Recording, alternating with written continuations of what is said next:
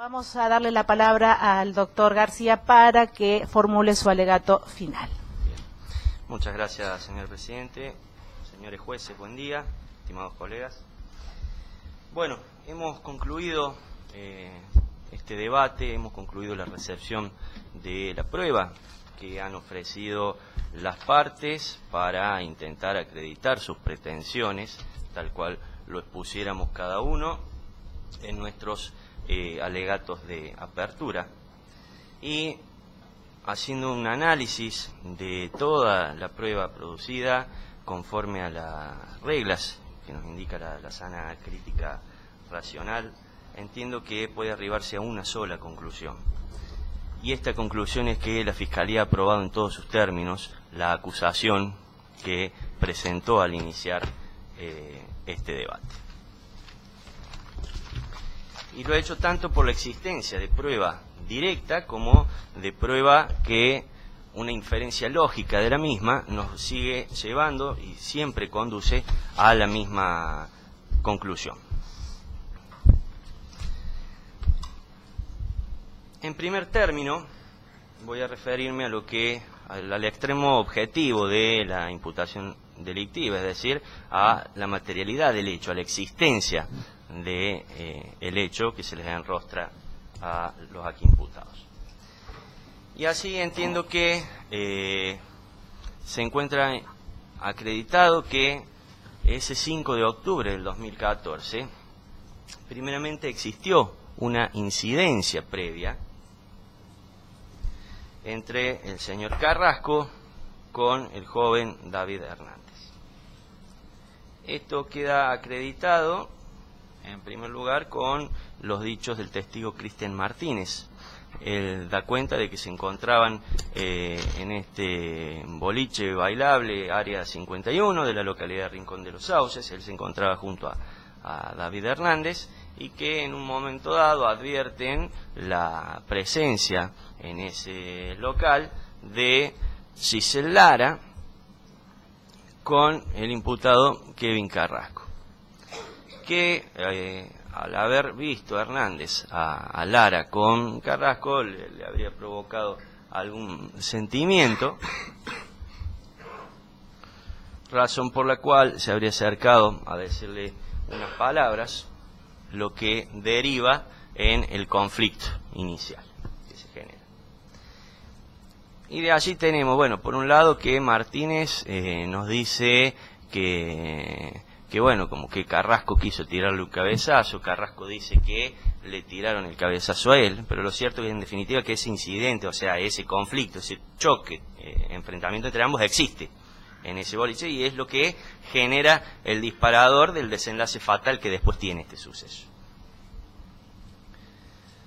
Esto a su vez se corrobora también con los dichos del testigo Kevin Lara, porque si bien Kevin Lara no está en ese local bailable, sí lo encuentra a Hernández, cuando se retira del mismo, que se dirige hacia su domicilio, así se encuentra con él y le comenta, dice que lo ve llegar asustado, que había llegado corriendo, se estaba agitado, y le comenta que había tenido un inconveniente con una persona que estaba con Giselle Lara, con el novio de Giselle Lara. Incluso luego, ante preguntas de la defensa que se le formulan a Kevin Lara, él mismo termina refiriendo que Hernández le contó que esta persona le había dado una amenaza específica y era: te voy a cagar a tiros.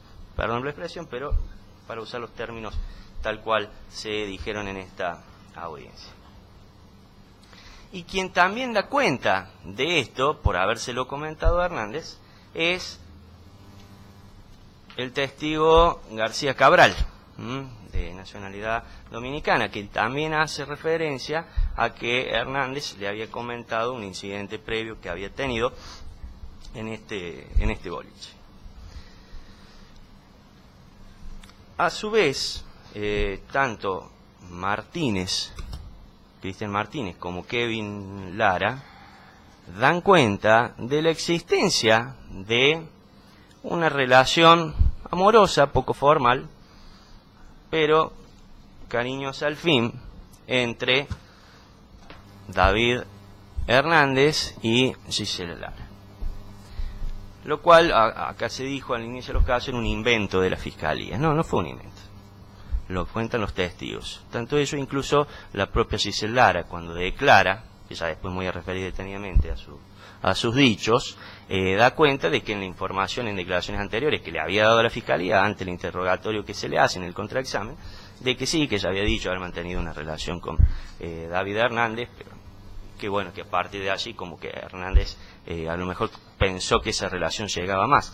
Pero incluso fíjense que Kevin Lara da cuenta de que ese mismo día, o sea el sábado 4, al mediodía, lo había acompañado a Hernández a la casa de Gisela Lara y habían quedado en encontrarse esa noche para una salida. También acá en este aspecto dio referencias el testigo Martínez, dijo haber visto fotos, que se encontraban en situaciones cariñosas, donde se le interrogó inclusive cómo estaban vestidos en la foto, en qué lugar estaban, pero dio cuenta de la existencia de los mismos, dio cuenta también de que Gisela Lara tenía 2 Facebook, en uno lo tenía bloqueado Hernández, en el otro no.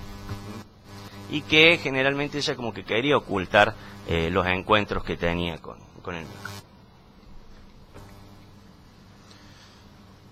Y específicamente, ya entrando al suceso en sí, cuando David Hernández, luego de tener este confronte dentro del boliche, se retira, inmediatamente por atrás salen Kevin Carrasco con Gisela Lara, por detrás del mismo. Allí es que, según nos cuentan, se interceptan en calle Mosconi, esto lo relata el propio Carrasco, y del mismo también dio cuenta el comisario Arraín, de la investigación que se había practicado. Y después, cuando me refiera al descargo que brinda el señor Carrasco, voy a analizar cuál es el alcance que tiene que darse a ese encuentro, porque no me queda acá, lo que me queda claro es que había alguien que huía, que se iba, y alguien que lo seguía. Sin embargo, el que seguía dice que es el otro el que lo agredía, pero entonces lo voy persiguiendo para que me agreda, o sea, es algo que no resulta lógico. Y entonces así que llega a su domicilio, que queda a escasos metros de la intersección de calles Neuquén y Almafuerte. Allí comparte una bebida con Kevin Lara, con García Cabral, que dan cuenta de que se encontraban en ese lugar, cuando de repente pasa un vehículo. Describen un Fiat Uno, que primero lo hace un Peugeot viejo, que por detrás de ese Peugeot venía el Fiat Uno, que lo hace a muy lenta velocidad. En ese sentido, recuerden cuando se le pregunta a García Cabral, ¿qué dijo? A paso, dijo él. ¿A paso qué? Le preguntamos, dice a paso de hombre, es decir, muy despacio. Y que desde ese vehículo se efectúa el disparo que le da la muerte a David Hernández. De la existencia de este hecho también da cuenta, desde otro aspecto, la testigo Macarena Malvenda, quien se encontraba a escasos metros en el domicilio haciendo las veces de niñera, cuidando a 2 menores pequeños, y escucha ese disparo, que en el momento en que se produce el disparo, Kevin Lara se encontraba en ese domicilio, ya que ha ido a preparar una bebida, y la víctima había quedado con García Cabral y con el otro sujeto de nacionalidad dominicana que llamaban Jordi.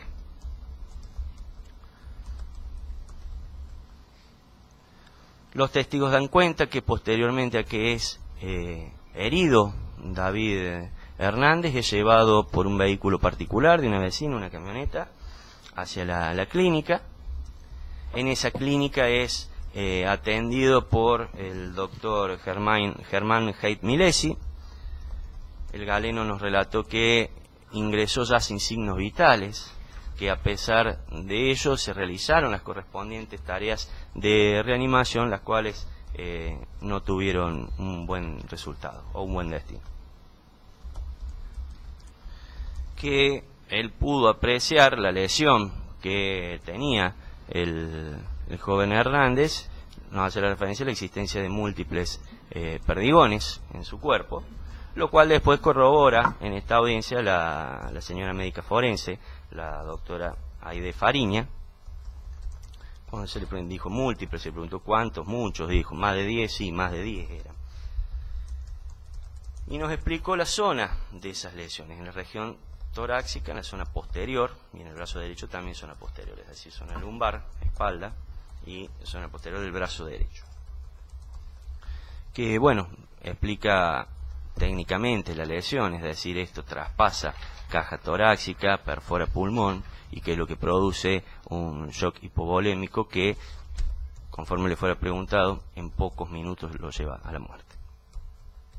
Tal es así que da cuenta de la cantidad de sangre, incluso existente al momento de hacer la autopsia, que se encontraba alojada en la zona torácica.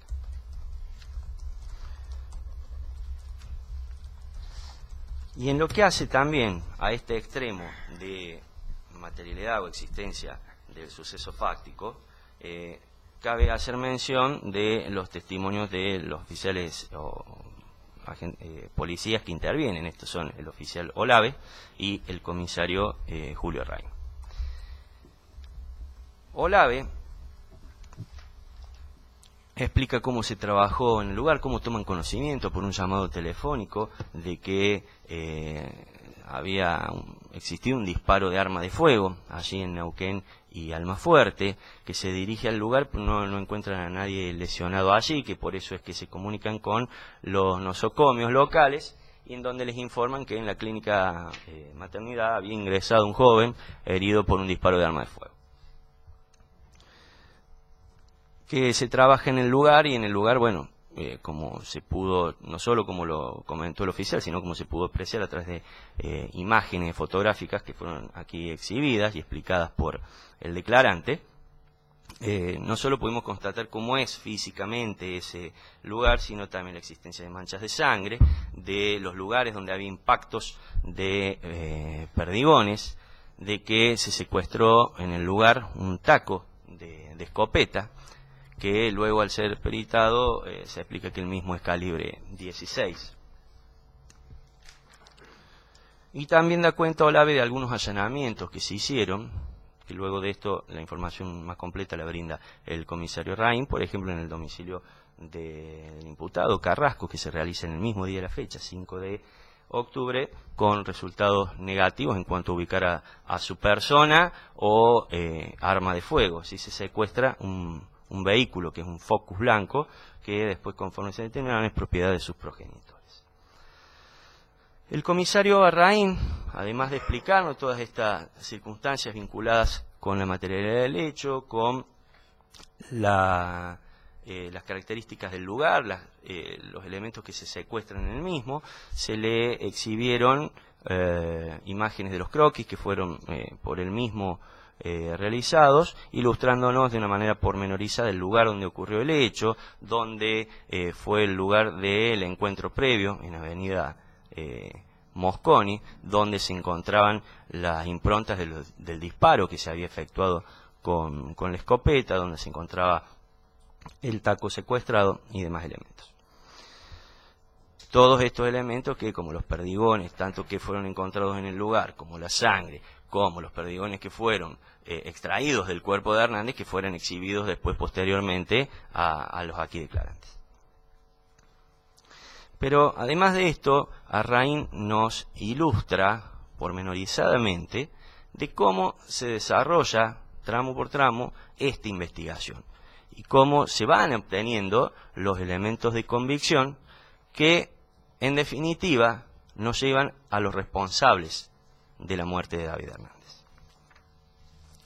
En este sentido dio cuenta de que en razón del horario en el que ocurre este luctuoso suceso, él se encontraba en su domicilio, que es avisado por el personal de su dependencia, que es un domicilio, como vimos, cercano al lugar en donde ocurre el hecho, y que a partir de allí empiezan a practicarse tareas de investigación. que se constituye en la clínica, y allí empieza a obtener algunos datos en donde le empiezan a orientar la pesquisa. Ahí entrevista a Kevin Lara, que le comenta que Hernández había tenido inconvenientes con el novio de Giselle Lara, y que a su vez se hacía referencia a que habían estado unas personas a las que llamaban por este apodo, si mal no recuerdo era Getovica, que entonces él practica investigación de quién serían los Getovica, preguntándolo con personal de su dependencia, que le dice, bueno, estos son la familia Blanco,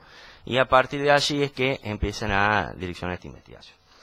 Que de allí es que buscan a Giselle Lara, que la hacen llamar por el altavoz en el local bailable, el cual no se encontraba, porque claro, se habían retirado inmediatamente de que había sido el primer encontronazo con David Hernández, hasta que logran dar con su domicilio. No se encontraba en su domicilio, hablan con su madre, y a partir de allí es que la madre la localiza y finalmente es llevada a la comisaría. Comisaría en la que está acompañada de su madre, y permanece allí hasta que se le receptan las declaraciones, de lo cual después nos vamos a ocupar pormenorizadamente. Pero ya allí, en ese momento, empezaron a surgir ciertos actos de entorpecimiento de la investigación, de intención de desviar esta investigación y de también mendacidad de algunos testigos, que después terminan concretándose definitivamente en este debate. No solo porque Giselle Lara primero dice que, bueno, si bien dice que su novio es Kevin Carrasco, dice que fueron en taxi, cuando después reconoce que va en un vehículo particular, y siguen después estas cuestiones que van cambiando, sino porque también, recuerden cuando Reina hace referencia a que él demora a dos jóvenes, que ellos, el personal policial estaba consignando el domicilio de Carrasco, y hay dos jóvenes que intentan ir para ese lugar corriendo, que él va, los sigue para ver hacia dónde iban, y finalmente los demoran, que eran el hermano de Kevin Carrasco, Fabián Carrasco, con otro sujeto, un amigo que era de apellido Tarifeño, el cual estuvo citado a este debate, no vino, desconocemos las razones, pero que en definitiva fue desistido por las partes. Pero ¿qué ocurrió con Tarifeño? Son demorados para identificarnos. En ese momento estamos en los albores de una investigación, de un hecho de homicidio, un hecho grave, en el que todavía no se sabe bien para qué lado debe orientarse esa pesquisa. Y cuando Tarifeño está en la comisaría, recibe una llave por parte de un pariente de Carrasco, que le dice, bueno, a vos ya te hicieron el cacheo, ya te requisaron, no te van a ver más, así que tenés la llave vos. Y esta llave es advertido, este traspaso de la llave por un agente policial, esa llave secuestra, y esa era la llave del vehículo de Kevin Carrasco, del Fiat Uno.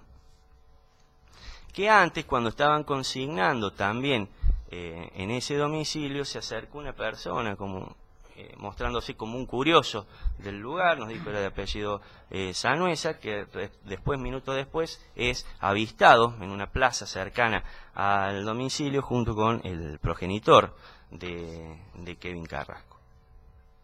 Este Sanuesa es en definitiva quien le da la llave a Tarifeño, según lo que nos comentó en la audiencia el comisario.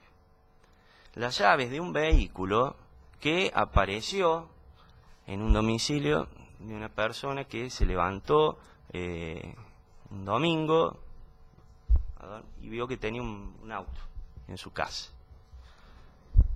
Y el auto no era de él, no sabía de quién era. Ahora pensó, no sé, a lo mejor se habrá comprado una rifa que se lo había ganado, pero no sabía de quién era. Entonces él da aviso a la policía y dice, miren, esto apareció acá. Y resulta que era el auto de Kevin Carrasco. Es decir, se había intentado ocultar también evidencia.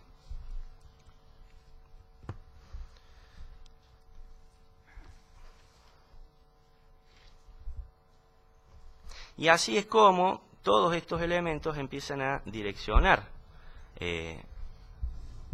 la investigación y empiezan a señalarnos la autoría de Kevin Carrasco.